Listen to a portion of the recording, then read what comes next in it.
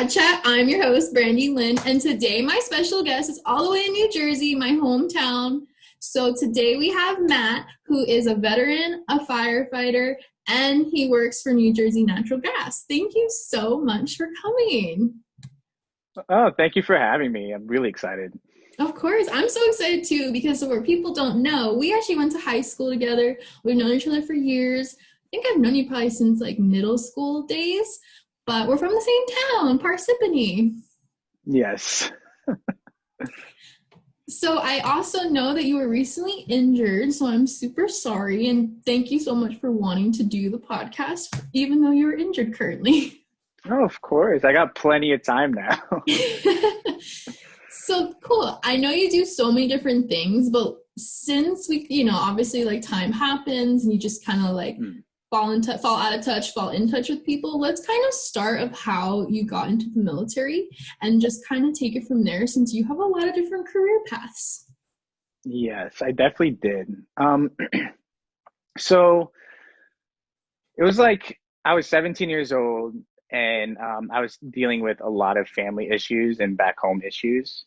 So to me, I was thinking like what I wanted to do with my life. And I was very undecided if I wanted to go to college or if I was going to go straight into, utility jobs after high school. But then I was just like, you know what? I think I'm going to join the military. My grandfather was in the army during the end of World War II and the Korean War. And I had on my father's side, and then on my mother's side, I had my grandfather who fought the Japanese in World War II in the Philippines. Oh, wow. That's crazy. Yes. It was absolutely nuts. They used to tell me like crazy stories. So their stories really inspired me to join the military.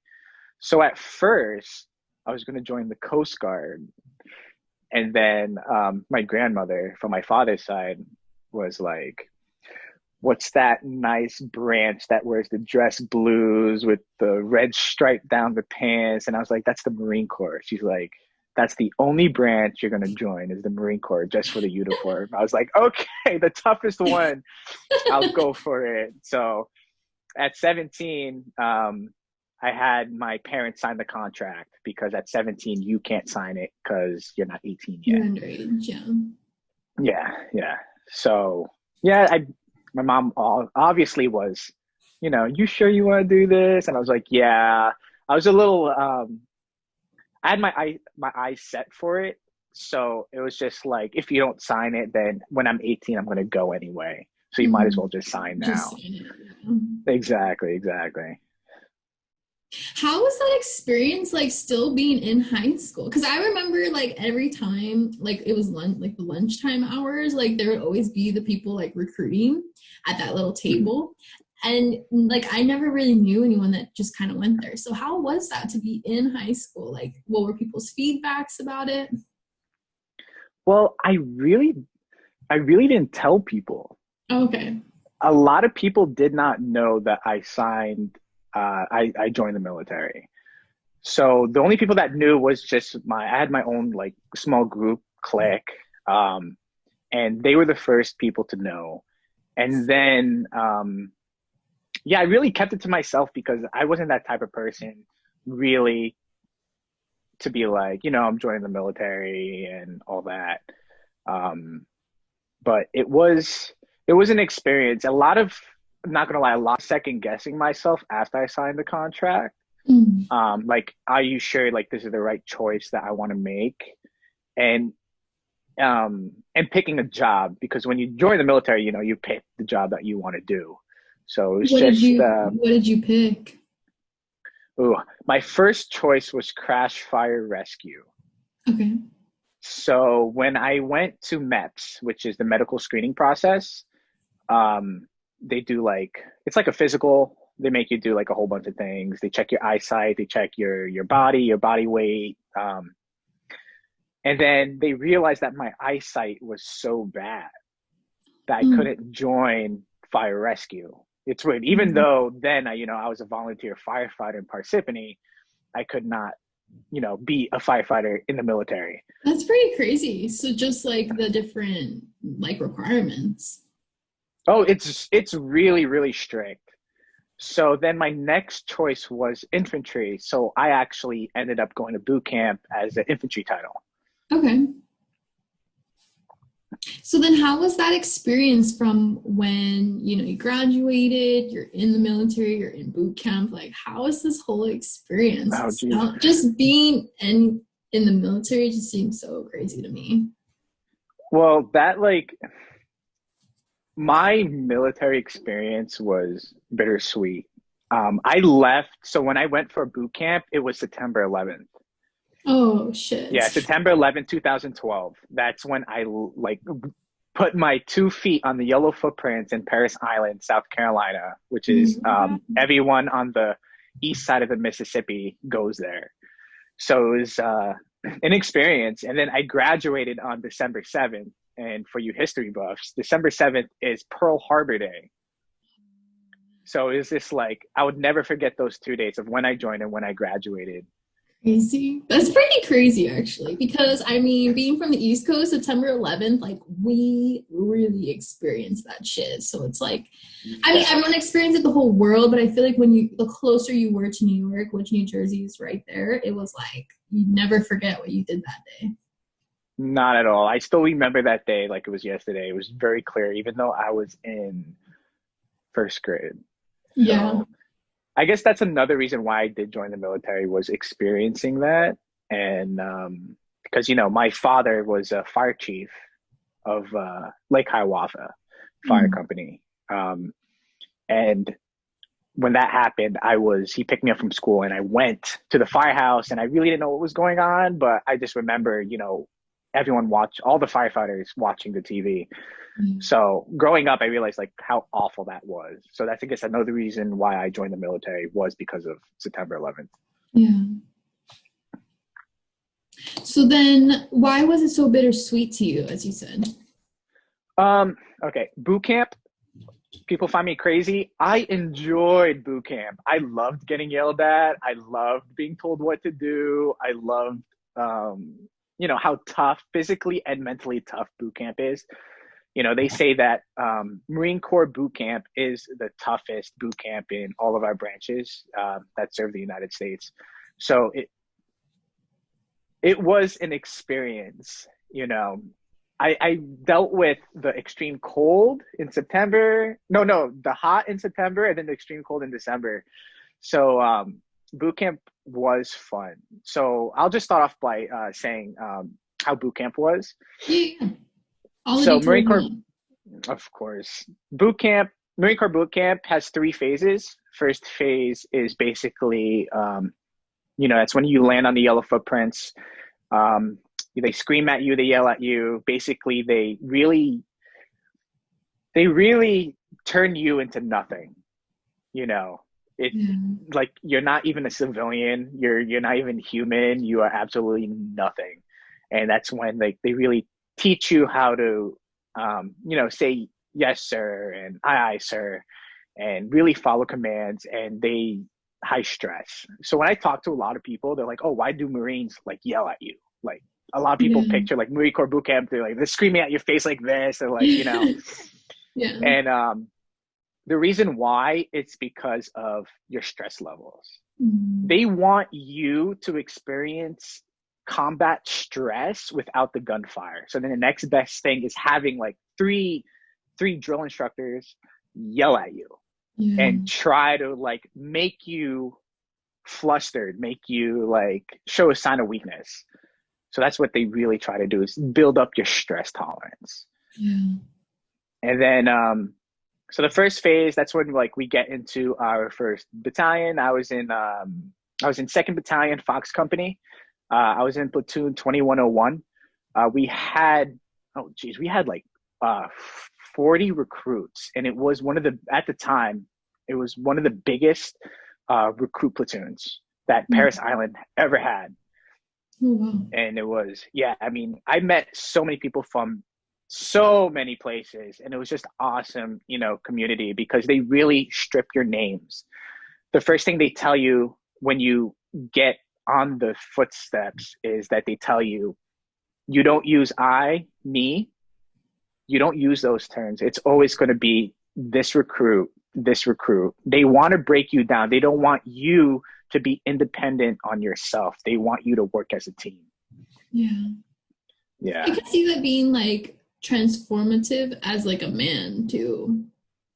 It's crazy because that's absolutely correct, because I tell you, like, it's a whole different experience, especially having another man yell at you and basically, you know, I don't want to say punish, but like, you know, they yell at you and then they make you very stressed.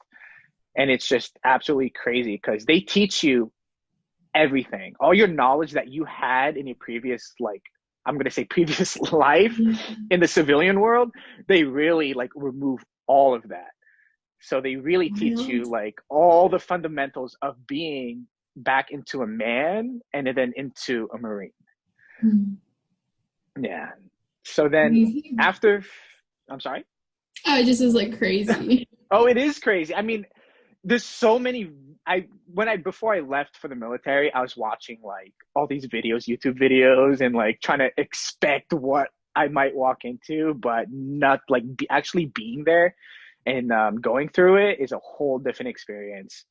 Um, so after first phase, it's second phase. Second phase is basically your Marine Corps fundamentals. You 10 more classes. You do inside classwork and then outside classwork. So they really teach you. One thing about the Marine Corps itself is they're very traditional, Hmm. super traditional. They stick to, like, our uniforms haven't changed much since World War II. That's how traditional we are. Yeah. So they really like put into your mind like when the Marine Corps birthday is, where was the Marine Corps founded, and it never leaves you. Like right now, Marine Corps' birthday is October 10th, 1775, and then you have Tun Tavern is the birthplace of the Marine Corps, Tun Tavern, Pennsylvania, which is actually a bar. Mm. So It's yeah, funny, so like it they just automatically comes to you.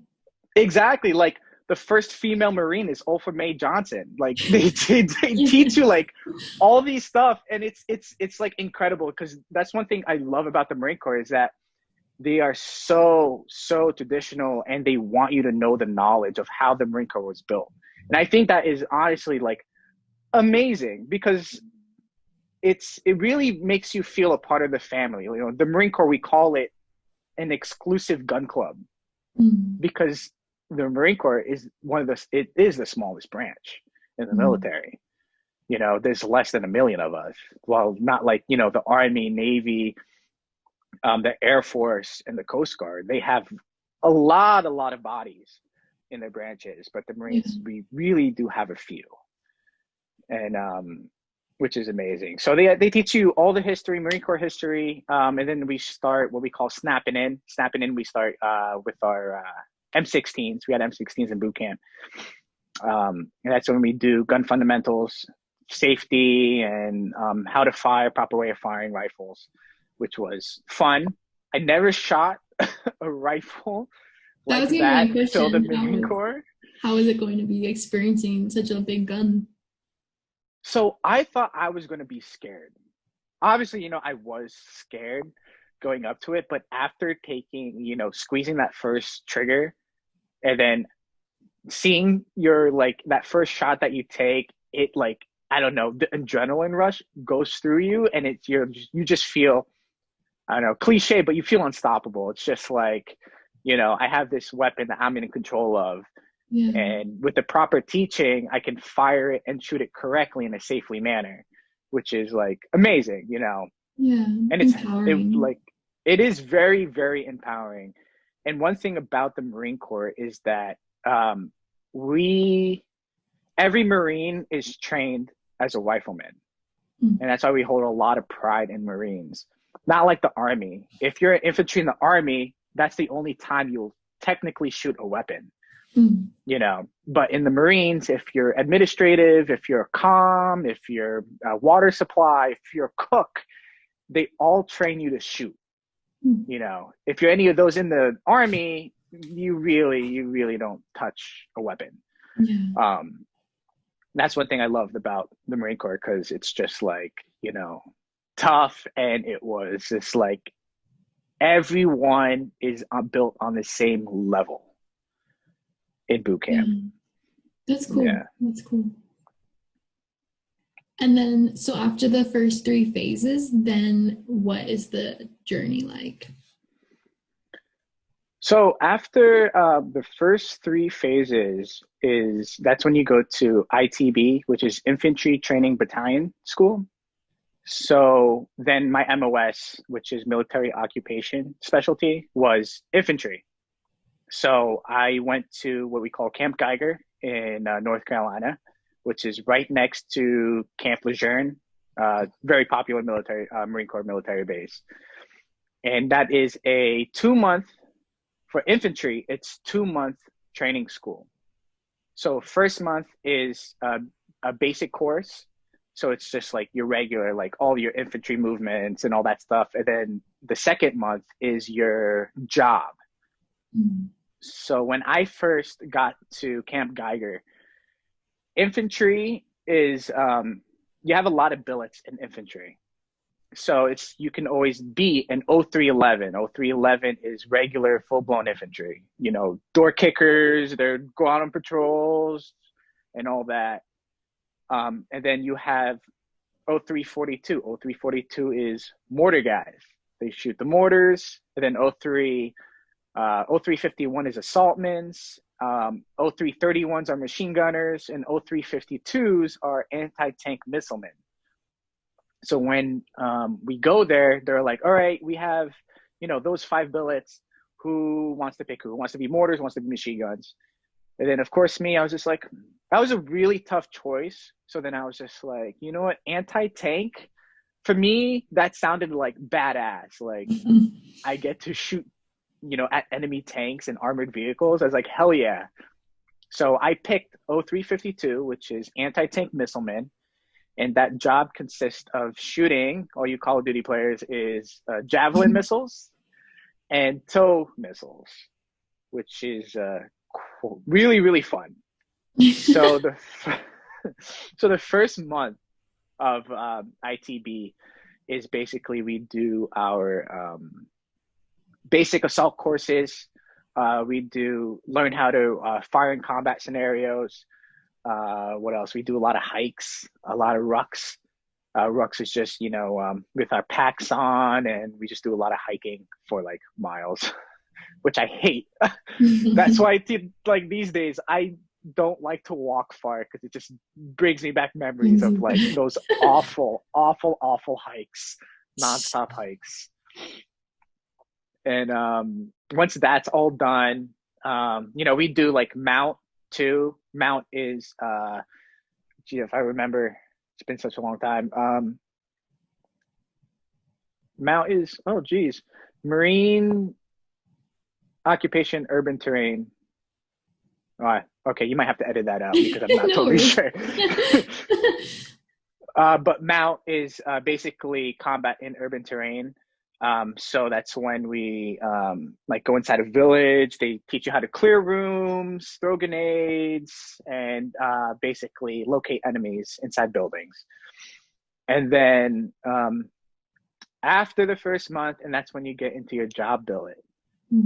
So 0352 is a very rare now. I believe that the Marine Corps wants to get rid of it, but it's so basically my job was to shoot javelin or tow missiles at enemy armored buildings and ground areas. So these 2 weapon systems are our main 2 weapon systems. The tow missile is a wired guided missile. So when you shoot it, it shoots a little copper wire with the missile. And when you look inside the device, like the computer device, you can actually turn the missile by turning the device when there's an enemy moving. And it's really, really cool, really, really neat. But that weapon system is a $1.9 million weapon system. Very, very expensive, but it does the job when needed to be. And then the next weapon system is the Javelin. Javelin is a fire forget missile system. So basically, it's you have this computer device which is called a clue, which is a computer launching unit, and you can attach it to the missile and then put it on your shoulder. So this missile you physically shoot on your shoulder, and then you locate the enemy, whatever your target is, you lock onto it, and then you shoot it. So the Javelin missile is so awesome because it has two launch motors in it. So when it shoots, it looks like it's going to hit the ground 25 feet away, and then all of a sudden the flight motor kicks in and it shoots it straight up in the air, and then it lands on enemy positions. Interesting. But yeah, so those were my two weapon systems, and also carried an M4A1 carbine. And yeah, those were my two school trainings. So boot camp and then ITB. Nice. So did you feel like really prepared after that to like go into it? Or was it like still kind of scary? It's at that time, we were still in Afghanistan in enduring freedom. So I knew that there could have been a possibility of me still deploying to Afghanistan. So I was really nervous, even though I knew the knowledge. I knew my knowledge. I knew my job. I knew what to do. But it's just like that, going into a different country and go actually putting everything that they taught you into action and actually performing the duties correctly. Because now after ITB, I knew I was going to be, sent to my full duty station. So it was just weird. Am I able to perform up to the task with, men and women next to me, in a life-threatening situation? I can't even, like, what goes through your mind? Like, how do you process that? Like, do you not process it? Yeah, no, I don't, personally for me, I don't think I processed it. I was really, really excited because for the first time in my life, I felt like I accomplished something from graduating boot camp and graduating ITB school. It was just like, I did this. This is amazing. It's that self-accomplishment that I never experienced before. So I was really gung-ho. I was really motivated. And I think I was too motivated. What do you mean too? Like, why do you say that? Because I was too motivated because I was just like, I'm a Marine now. Like, look at me. I am a Marine. And I really boasted myself, and I really wasn't humble becoming a Marine. And that's one of the things that I've wished that I've never really done, because it's just like, I get it. You're a Marine. Excuse me. You're a Marine, but you don't need to tell everyone that you were a Marine. You know what I'm saying? Like, I was so proud. I wore my uniform all the time. I did all that, but I realize now, like, looking back at it, that wasn't the right thing to do, Okay. I mean, I'm sure that takes a lot to admit, to like say, like, for anyone to say like they weren't humble at a time, but also you have to give yourself credit because, like you said, being a Marine is so hard in itself. Not everyone can do it. So it is like a catch-22. Yeah. Like I said, I mean, don't get me wrong. I'm proud. I love the Marine Corps. I still have so many brothers that I still talk to that are Marines. Oh, that's awesome. And I still like, it's being like now being in combat and doing all that was like, it's that bond now. I realize that it's that tight bond that you have with your brothers that you fought with.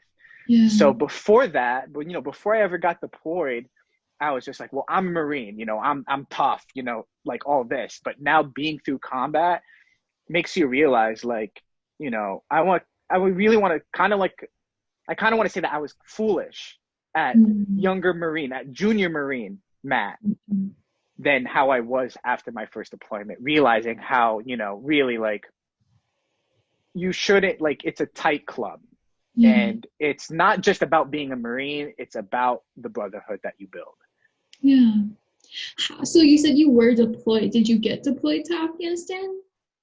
Yes, I did. I deployed with Afghanistan. I did 2 combat deployments, Oh, wow. one to Thank you for your Afghanistan and one service, to by Yemen. the way. You should start with that. Thank you. Thank you. Thank you.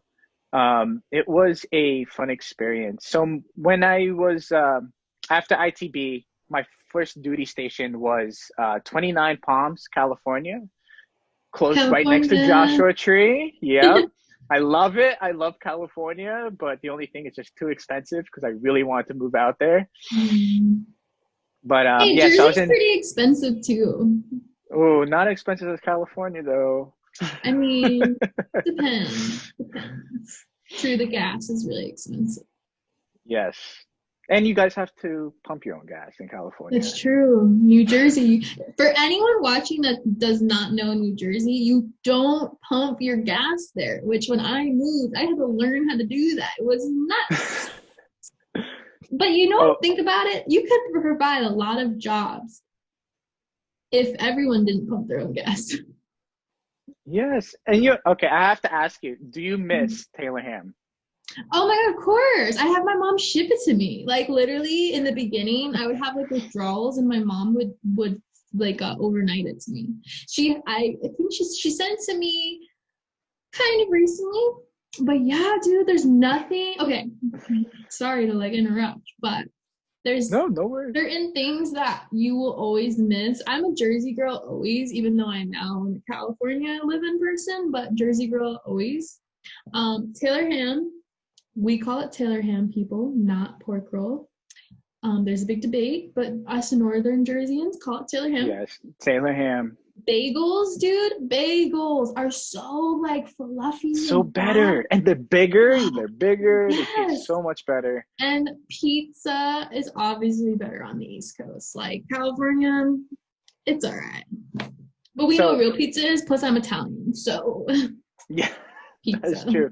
Real quick, what I just found out recently. I have to let you know, but there is a restaurant in California, a pizza Mm. place that gets their water for their dough Oh, from New really? Jersey. That's Yeah, what it is, they the ship water. water from New Jersey. What is it Yes. called? I have to look it up. I'll look it Oh, up for okay. you and I'll send it over Okay. to you. I Let forgot me what know it's and called. I'll link it so everyone else could know about it too. Yes. Oh, And how pizza by funny. the slice. A lot of Okay. you guys don't know pizza by the slice. Pizza That's by a New slice. Jersey and New York thing. Yeah, you can just actually when I first moved here, I think it's closed now, but there used to be this place called Vitello's Express in Sherman Oaks, and they would sell it by the slice, and I was super impressed. But anyways, yeah, so I do miss those things. But I don't remember where we were. Oh yes, so you got deployed. Yes, so I deployed, well, my first deployment, I was did security forces Mm. with my battalion. So my first battalion was First Tank Battalion. It was a little weird being an infantryman with first tanks. Um, so I did security forces to Bahrain, which they have an Air Force base, which was only a 28-day deployment. So it wasn't like, super long. It was fun. Um, and then I did a lot of training with First Tank Battalion. I deployed. We had a lot of Aussie first tanks come over, so we trained with how do you say it? Yeah, so we basically trained with the Australians, and then we also trained with the Jordans, which was really fun. Mm. And then first tanks during that time in conflict, tanks weren't really deploying to Mm. Afghanistan. So that's when I was just like, you know what? I really want to deploy. I want to have that first combat experience. So I switched over to a different unit, which was 27. Uh, yeah, 27, which is in the same area. It's in 29 Palms. I was with Weapons Company, which was fun. That's my first feeling of being in a infantry regiment. Totally Mm. different than being with first tanks. With first tanks, I I was with a scout platoon, and all we did was just stay in Humvees, and we just gave tank support. Mm. That's it. So it wasn't just like, doing patrols or anything like that. So being in 27, they were going to deploy to Afghanistan, Hamad province, which is the western part in Afghanistan. And that was an experience. That was an eye opener. Mm-hmm. Everything that I thought that what combat was going to be, I was wrong. I was Okay. completely wrong. So being in Afghanistan, it was a tough situation because it's a hidden enemy, and in Afghanistan it's the Taliban. So it's a hidden enemy. They usually did. I don't want to say guerrilla war tactics. Guerrilla war tactics means like they would pop out and shoot at you. It Our biggest enemy was IEDs, which was improvised explosive devices, and that's what we had to keep an eye out for. Crazy. Oh my gosh. Like Yeah. the whole Yes. experience is just so crazy. I mean, my only like reference is my cousin was in Iraq in the army, but like anytime you hear anyone talk about it, you're like, what the hell? Like, holy shit. It's crazy, and like I didn't tell people that I was getting deployed. Okay. So a lot of my friends and family like really didn't know, and I really didn't bother telling them because at that time I was going through a lot of depression, and I just really wanted to fight, and I wanted to keep it to myself for some reason. I have no idea why, but I just really didn't want, I didn't want people at home to worry about me. So I just wanted to do what I had to do. Do you think now that you mentioned that you were experiencing some depression, do you think, I guess it's a two-part question. Do you think going to the Marines and getting deployed helped it? And or do you think that having the regimen and the strictness and the routine helped it? At first, yes.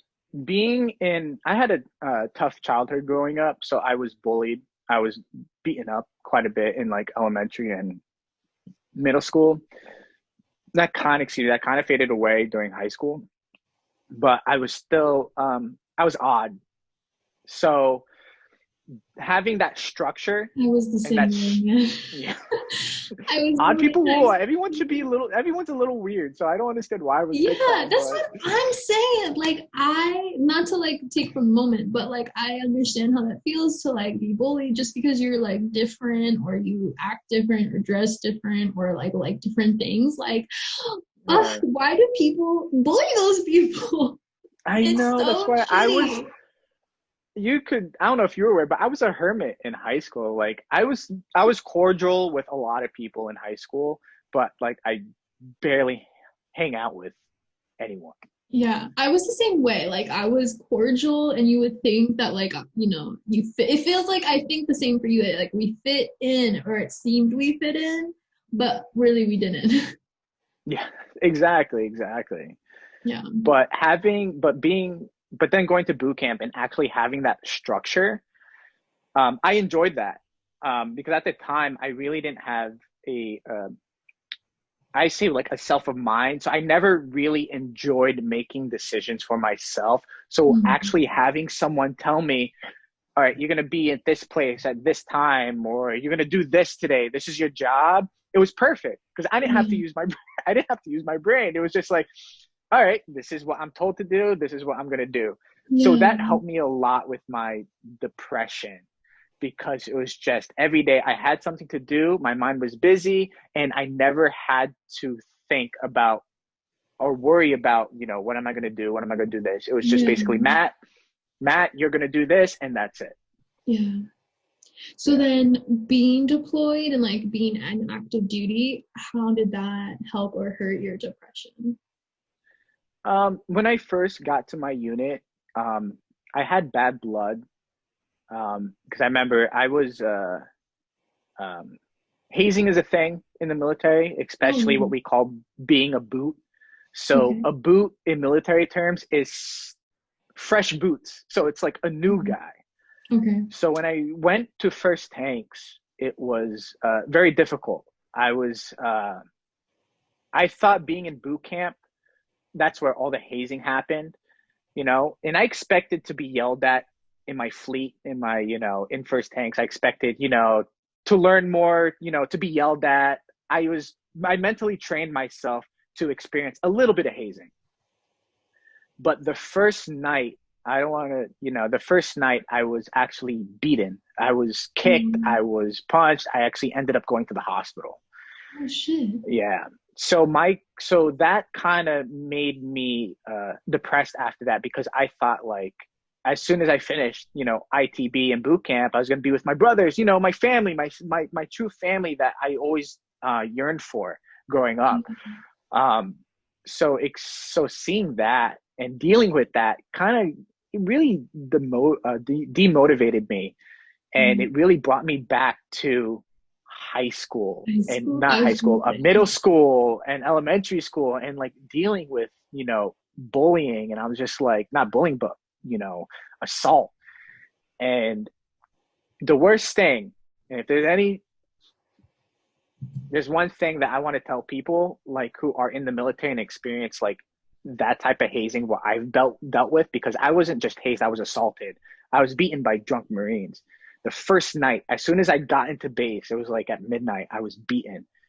And I just want to tell people, like, don't be afraid to say something, because I said something, and unfortunately it backfired on me, because I reported assault. And the guys, which I totally, being more mature now than how I was, I understand why they did this, but I got a lot of shit for it, because I was a new guy. I was a new guy. So it was like, why are you ratting out these, guys who've been in for 2+ years, who possibly already did a deployment? Why are you ratting on them? And, it's just a few bad apples that unfortunately I had to deal with. And I always had that label as a snitch and a rat in first tanks, because of that whole situation that I had to deal with. That's another reason why I switched over to 2.7, was because, it was crazy, even though it did follow me a little bit, but I enjoyed being in 2.7 a lot better than I was in first tanks, because of that whole incident. And it was, it was a shame, because, I really knew my knowledge. I loved my job. I was a good, I was fit. I was, I never gave them a reason to look poorly on me, until I reported assault. And that's when everything started to go down. But like I said, ever since I went to 2.7, it started to pick back up. And then after the deployment, it was, that bond that you have of actually being, in combat, which really turned my depression around, being in the military, in the beginning of the military. So it was good. My first pump was amazing. Me and my brothers, like, that's why you build that bond, is because you're in the shit together. You deal with the same shit. So it's not like if you get yelled at, everyone is like getting yelled at, because you're family. And that's good too, that a negative really turned into a positive then, and it didn't just stay negative for you. I don't regret anything. Well, I don't regret most things, because honestly, it's a life lesson. And I'm all and grow and like I said, being more mature now, it's looking back and saying, oh, you know what? Well, I did what I did, and I know that me standing up for myself was the best choice. Looking back at it, and just being like, even though it is negative, I'm going to turn it into a positive thing and learn from it. I like learning new things. So if that's just how it is. That's really good outtake, because I'm sure not a lot of people would, have that same outlook. Like, it's a pretty negative thing, especially because it's like trauma on top of past trauma. So the fact that you're able to keep going and like have a positive outlook, that's super amazing. And don't get me, it took me till 2015 to realize that. It took me a while. But that's okay. Like, you know, you did it on your own time too. So you gave yourself that time frame to really like Yeah. heal yourself. No, exactly. I just don't want people to like lose hope. It doesn't matter how old you are or if stuff negative things still keep happening, it will get better and just keep Yeah. working on yourself. Yeah, and that's super inspiring too. Like someone that lived it and then relived it and then came out at the end of it. So obviously when you switched, you had a better experience and then you said you got deployed twice. So then after Yes. what kind of go from there? So after the Afghanistan deployment, I was back in 29 Palms. And then we were on a MAGTF. MAGTF is a Marine Corps Air Ground Combat Task Force. So it's basically under the Obama era, it was Marine under 48 hours. If the president needs us to go somewhere, we would be there. Mm. So then next thing you know, we had another deployment under the MAGTF was to Yemen. So I deployed to Yemen, and I don't know if you guys heard, but that Yemen conflict that happened October 10th, 2014, Marines left their Humvees and weapons at the U.S. Embassy. That was my guys. Mm. So yeah, so there, I was only there for a short period of time until I got hurt. So I got hurt Mm. and I came back to stateside. And then from when I was back in stateside, that's when I got medically discharged from the Marine Corps for my Mm. injuries that I Can received you say overseas. like how you got injured or what the injury was? Yeah, it was due to combat, so it was IED explosive. Yep. And then at that time there was 700,000 Marines and they were trying to downsize to 400,000.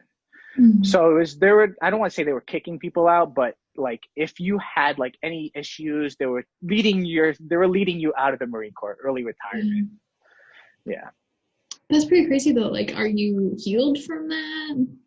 No, so after that, I was diagnosed with severe PTSD, severe depression, severe anxiety, with chronic migraines with Aurora. So I used to get like migraines, like at the time, like 2 times a week, and they're like horrible. And they used to get so bad where I got tunnel vision and I would black out from the Oh my pain. God. That's crazy. Yeah.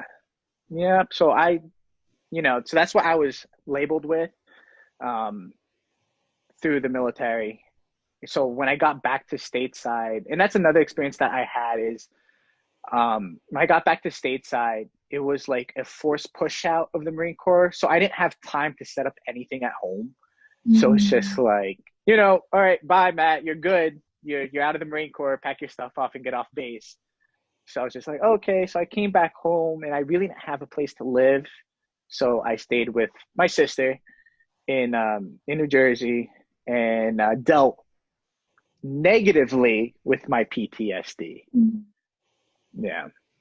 So how, I mean, that's pretty crazy to be, I mean, you know, being medically discharged is not your decision. I mean, obviously it's best for your health to be, you know, in that position to kind of focus on your health now. But how did you feel like, did you ever process that? Like, oh wait, like my fight got ended short or kind of thing. Yes. So I wanted to be a lifer in the Marine Corps. That was my goal. I didn't really think of what else I wanted to be in civilian life. So I always thought that I would be retiring from the military after 25 years, you know. So when I left, a lot of my guys were still deployed and I was a corporal. So I was a non-commissioned officer, corporal, which is private, private first class, lance corporal, then corporal. So it was bittersweet because it's just like I'm done with combat. I'm done with fighting. I get to basically try to come up with whatever I want to do with my life. To my buddies are still deployed. The bond that I built with these guys are not with me, Yeah. and that was tough. Yeah. How do you, okay, so now obviously, you know, you're trying to figure out your life now. Like, how did you end up processing everything? Like, that's a ton of weight on you. I I kept everything on the inside. I I dealt with what happened in such a negative way. And Mm. I'm not ashamed to say it because it happened. I've done it and I've Yeah. did it. So I went to alcohol. I went to suicide. Well, try to commit suicide. I dealt with lashing out against family. I stopped hanging out with friends. I lost a lot of good friends in my life because of it. I even lost, you know, relationships because of it. And that takes a really big person to admit. I mean, it's never easy to admit when we're at our darkest moments. But I think coming, like, to be able to admit those things and to, like, be open about them, I think is really something to, I admire you for doing that. Because I haven't, been in a situation like you have been, but I can connect on the fact that, like, I also too contemplated suicide, and it's a really scary place to be and to try to get yourself out of a headspace when, like, you're not really opening up about it and you're keeping it all in is, like, really dark. It is, and I'm not, I appreciate what you said that, it takes a big person, I'm really grateful to hear that. But it's just like, you know, I had an eye opener, a huge eye opener, about me trying to get back on track um and fix my name. I was a big liar. That's another way I dealt with PTSD. I lied a lot, Mhm. and it hurt the people around me and it hurt myself Yeah. doing it. I should have also clarified how many years were you, like, in active duty of the Marines and then post Marines? So I was close to 3 years. Okay. Yes. And then when did you have the moment where you like epiphany, or what was that moment you realized, like, I have to change my life now? So I got out in the beginning of 2015.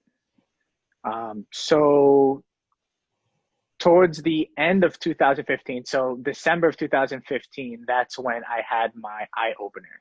Mm. Um, so I dealt with, I was basically a hermit. I didn't like talk to anyone. Excuse me. I didn't talk to anyone. I didn't like, I don't know, like I really secluded myself, and all I did was like, I drank, I lashed out, I yelled at people, and I really didn't like care about my own health mentally and physically.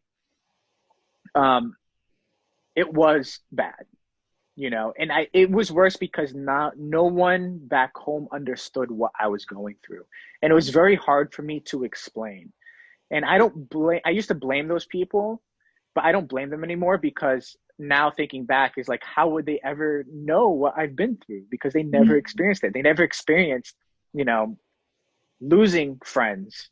I lost friends in the military, and dealing with injuries and dealing with, what combat and PTSD does to you. It's it's tough, and trying to explain it to those, they will never 100% fully understand it. Yeah.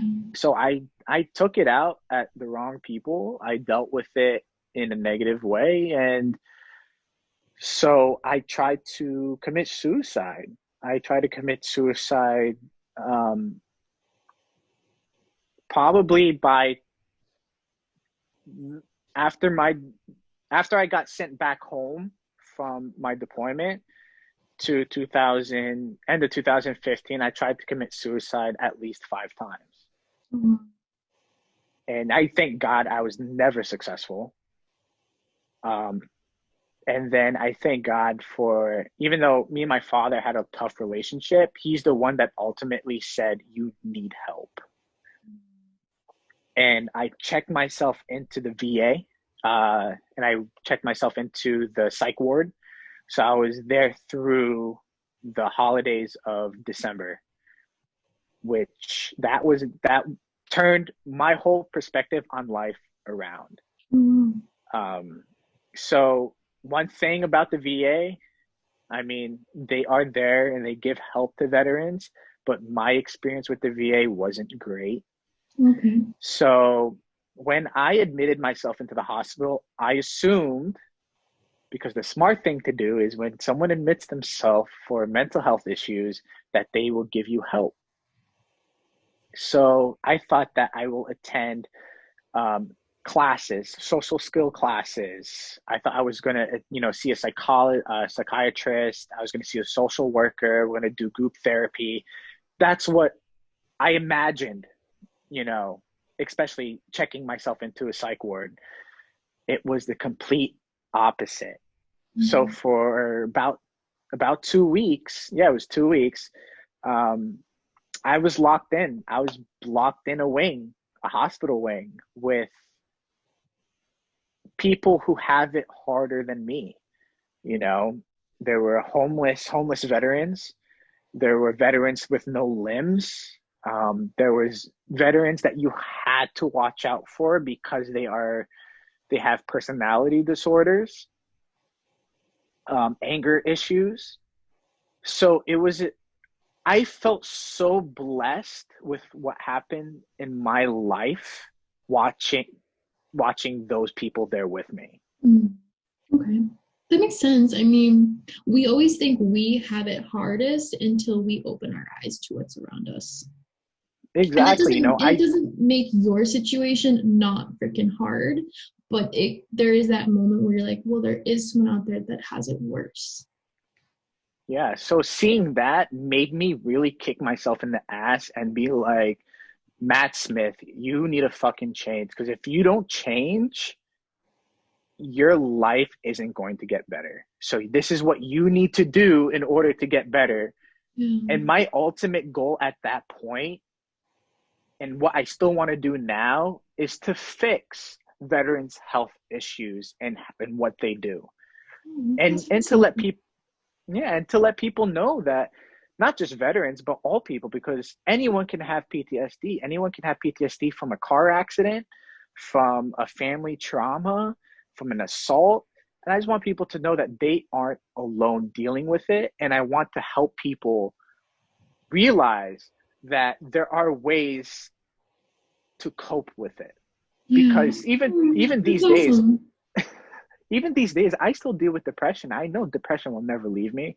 I get my ups and downs. The other day, I was, for some reason, I was talking to my buddy that I met online, who I found out um, we crossed paths in the Marines. Oh, that's awesome. Yeah, it was funny. I met him on Discord, and we were just talking, and then out of nowhere, I just started crying Oh, because it's it's tough, and I still get those nights. I'm not afraid to yeah. say it. I'm not ashamed to say it. I still cry. Sometimes I ask, like, why am I still here and my buddies aren't still here? you know Yeah. I've had so many. I had a friend that died in front of me. I had friends that died through suicide, and it's tough to deal with, but it's all about coping skills and what you can do to better yourself. Yeah. Like I said, depression will never leave it. Once you have it, you have it, and it absolutely sucks, but it's just about coping with it. Yeah. I feel like thank you so much for sharing that story. Like that is so amazing how open you are. And I think it's even more amazing that like your experience has now like put you on a path where you want to help other people that so they either don't have to experience what you experience or that, you help them past what they are experiencing. That is super admirable, dude. Like, oh my God, that's so amazing. I feel like I had not comparing situations, but like I also had a moment like that because I had a really hard time in high school, like super, super hard time. That's when I like thought about killing myself and I started to work at a camp that actually was in the PAL.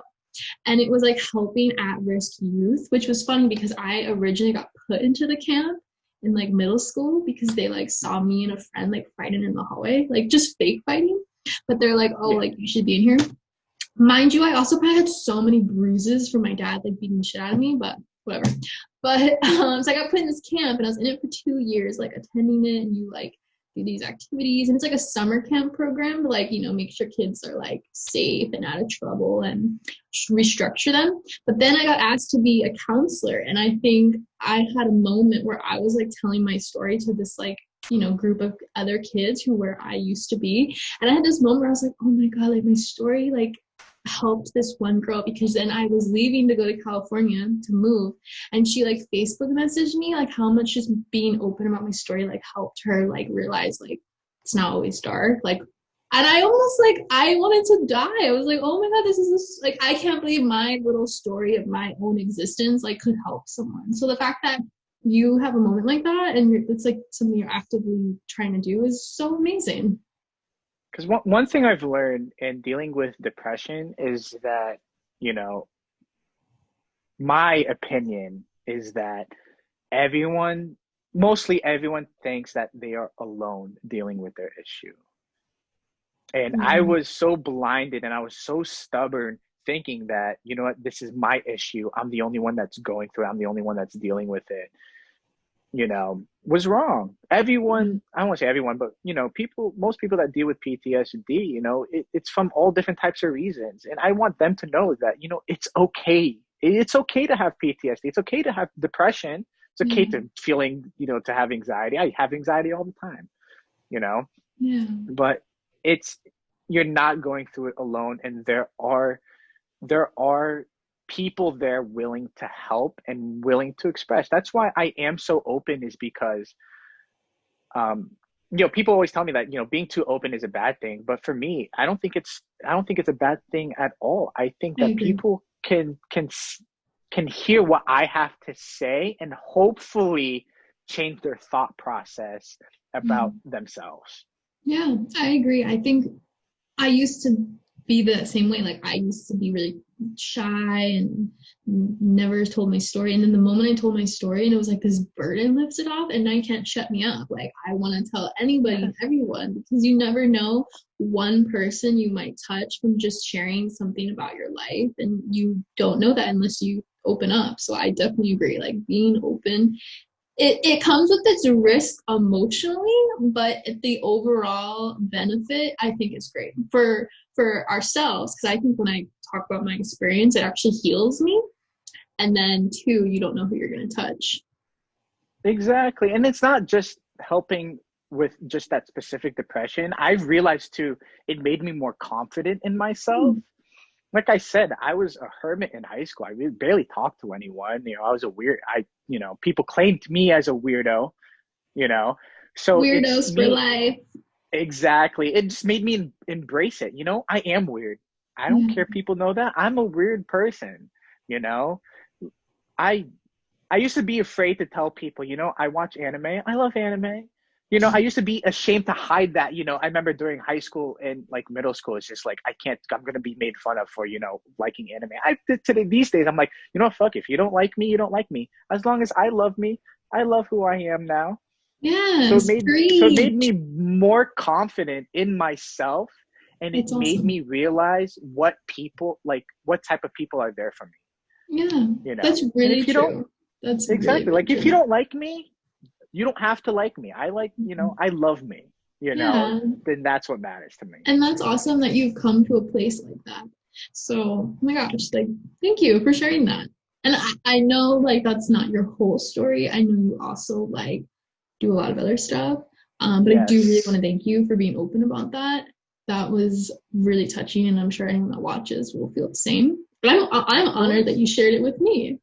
Do you think that also being a volunteer firefighter and having the community of the squad you're in also helps with that connection to people? Yes. So currently I had to currently like leave the fire company because of my injuries, but I was with Upper Greenwood Lake Fire Company, and those guys, it was like, part of me, that was like what I was missing not being in the military, was that brotherhood. And those guys really, really helped me with so much, especially, shout out to my chief. If you ever watch this, I'm gonna pass the word around. But he helped me with so much, and he continues to help me. Oh, that's And awesome. there's guys there like now, like I was actually going to do this before COVID hit last year, but in West Milford they have horses for vets, and Oh, I that's was looking fun. so forward to do it, where they send like a whole bunch of veterans go up there who are, disabled. I am actually 80% disabled, and they ride horses, we go camping, we talk, and it's just amazing realizing that if I just open my eyes a little bit wider, I realized that there are people willing to help and willing to be there for you. Yeah, that's awesome too that you found another community outside of the Marine community too, like something that you still had a group of brothers next to you, brothers, sisters. Yes. That's why now I look back at everything that I've dealt with growing up as a child, through, pre-teen years, teen years, to military, to adulthood. It's I am grateful for every single bit of it. I am. Yeah, that's awesome. I think also like going through the Marines probably really equipped you to be a firefighter too. Like that's another like risky job. Yes. Well, I volunteered with Parsippany since I was 15, 16 as a junior firefighter. Yeah. As a volunteer, I We kept up should with say it. too, our town, like Parsippany, like if you knew anyone in like, I mean, I'm pretty sure it's District 5 is like with Lambert. Yes. I lived like in the same apartment complex. I was like affiliated with the firehouse. So I just remember always like the firehouse was everything. Like you go to the wet downs. People don't know what a wet I remember working at a job in California and a firefighter came in and they would come in so often. I just talked to them. I'm like, oh, do you guys have wet downs? They didn't even know what it was. So like I don't know if Parsippany created that or it's like a thing on the East Coast, but I remember going to wet downs and stuff. Yes. So I Parsippany was really like involved with that community. Yes. And it's still, I would like to say it's still like that now. Oh, that's Um, great. it's it's so much fun. It really, really is. And again, to your listeners, it's all volunteer. So we don't get paid for firefighting. In New We Jersey. have In New Jersey. it some most parts of New Jersey. So it New just Jersey. depends on the town. So at least in town of Parsippany, it's all volunteer. All volunteer. And we have our main jobs. We have our 9 to 5 jobs, our 7 to 3 jobs. And then whenever there's a tone goes out, a fire alarm, we all go. I remember like leaving dinner with family, or spending a day out with friends and family, and like our fire pager goes off and we go. We lose time with our family to help the community, which is great. Yeah. And that's really it's just a respectful thing because you're right, it's volunteer. Like nobody's getting paid to do that, but they volunteer because they want to like help the community and be with the community. So that's always just such a super awesome thing too to acclimate to you. And then how Yes. did you get involved with New Jersey Gas? Like how did that come about? I was very fortunate. So my father, his best friend works for New Jersey Natural Gas, and I also attended a veterans workshop. Oh, okay. So it was crazy. I was so underdressed because I was debating if I should go or not because I wasn't too sure. And I was so underdressed. I was the only guy in jeans and like a collared shirt. Everyone else was wearing suits. Suits. And I was thinking to myself, I was like, I'm not gonna get this job. I was like, I am so underdressed. I didn't even really have a good resume because I did it like an hour before. Mhm. So then I go, and then they love me. I don't know. They just it was like interviews on the spot, and they just love me. And next thing you know, I got a call back, and I'm in an entry level position. So what I do is I read gas meters. So New Jersey Natural Gas, they don't have like satellites that like ping off how much gas usage you have. So we walk around. I walk average like 9 to 12 miles a day, and I read gas meters. I walk, I get my exercise. I love being outdoors, so it's such a great job for me. And it's enjoyable, and it's a great company because my company is pro-military. Yeah, and they really treat everyone in the company wonderfully. So Oh, nice. that's great. That's super awesome too that you found like your like, career job too now, and it's super positive. Yeah, definitely. There's That's there's so awesome. many openings, and you can always move up, and that's what I like to do. I always like to strive to be better Yeah. person now. So it's just great company. I'm very fortunate and blessed. Yeah, that's awesome. So is there any like techniques or things you practice like on an average, like or every day that like you do to like keep being better or like to, work on yourself or, etc.?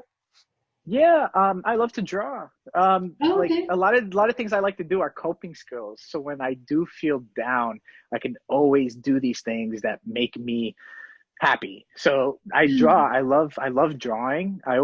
I drew a lot when I was younger and I stopped, but I picked it back up again. Next thing is music. I love singing. I love playing the guitar. A lot of people don't know that, I picked up the guitar when I was 12 years old, and I was always shy, and I was always shy to tell people. But yeah, that's what I do. I love country music. You Okay. know, I do like I trying to learn new songs, and I love singing and just playing.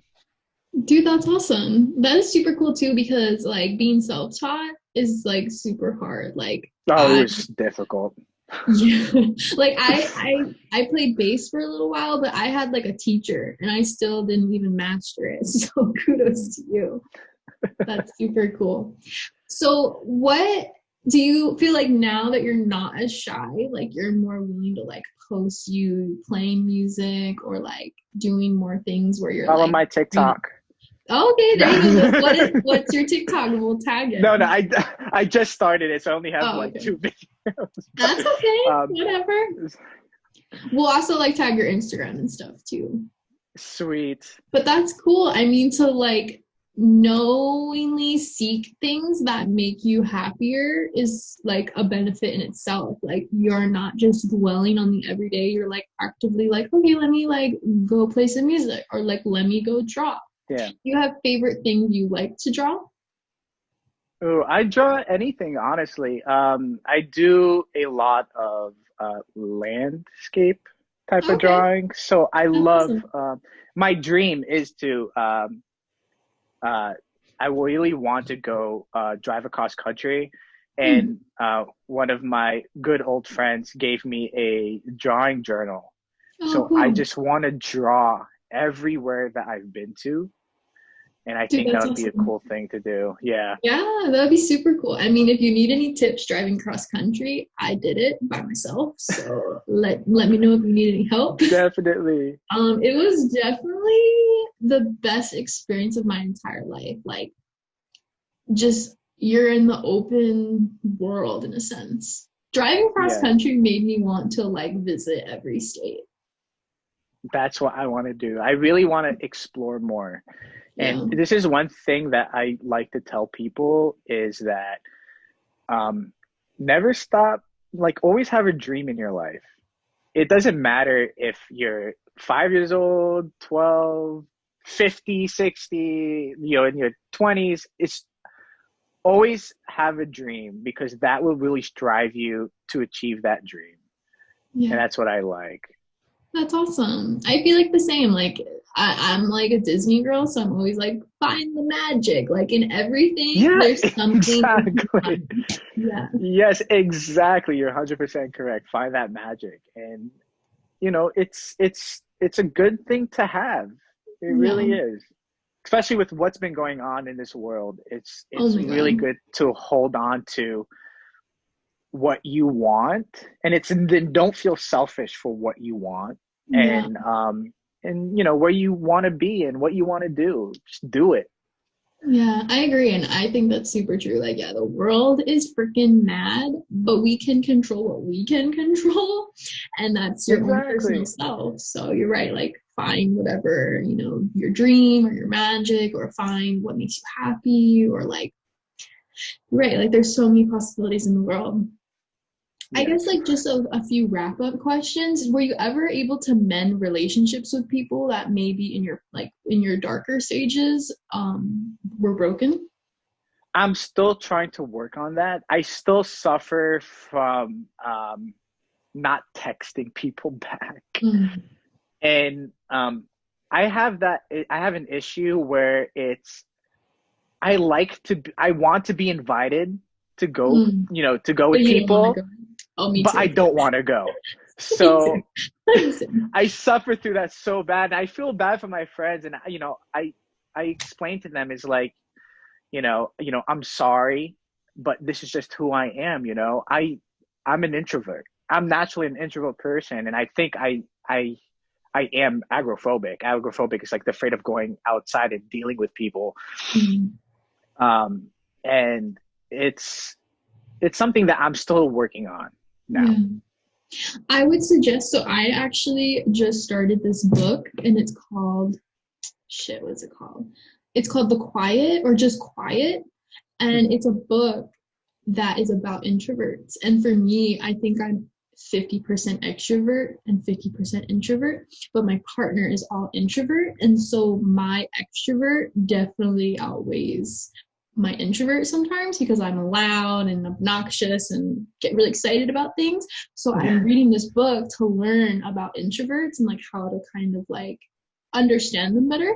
And dude, if you're introvert, you should read this book because me, who's like half introvert, I'm learning so much that I'm like, holy shit. But it's called Quiet, I'm pretty sure. It's like a gray and red book. Yeah. Definitely suggest. All right, I'll definitely look at that. Anything that will help, I am all for it. See, that's cool. I think that the best part about your whole story is that even though you went through such trauma, I mean, I think it's safe to say trauma, that you're still so willing to like work on yourself and better yourself and you're open about it and there's no shame in that, and I think that's so incredible. I think that's how I think of myself too. Like you can deal with such trauma in life, but you can also make yourself better from that. Yes. Is there any like last parting words or anything else you'd really like to touch on? The floor is yours. Um, Again, I just want to say again that you're not, whatever you're going through, you're not alone. And even though how difficult it may be to get out of that funk, but you will eventually get out of that funk. You just got to hold on to a little bit of hope, a little bit of magic, a little bit of your dream, and just be who you want to be and stop caring what other people think about you. Yes, preach. I agree. I just think that's just so amazing. And I'm so thankful that you wanted to come on the podcast. And it's so awesome for me who has known you for so many years. Like we were so young, like when we first like, you know, knew each other and hung out and had the same friends at a time. And it's just so incredible for me. Like now that we're like more adult and like more mature and more experienced, like to like find out more about you, like someone that you know but you don't know, if that makes sense. Like I just think this was so amazing and I'm so thankful that you took time out of your day to like come on and share your story. Also, I see you have tattoos, and so I have to ask if Yes, you'll come back for a tattoo story segment. I am down. I drew majority of my tattoos, Oh and wow. and they do have a story. Every tattoo has a Awesome. story with mine, so definitely. Cool. So we can definitely look forward to that. We will tag your socials and your TikTok coming, you know, Awesome. coming at you. Thank you so much again, Matt. This was so incredible. And that was great. Thank you for having me. Awesome. Bye, guys.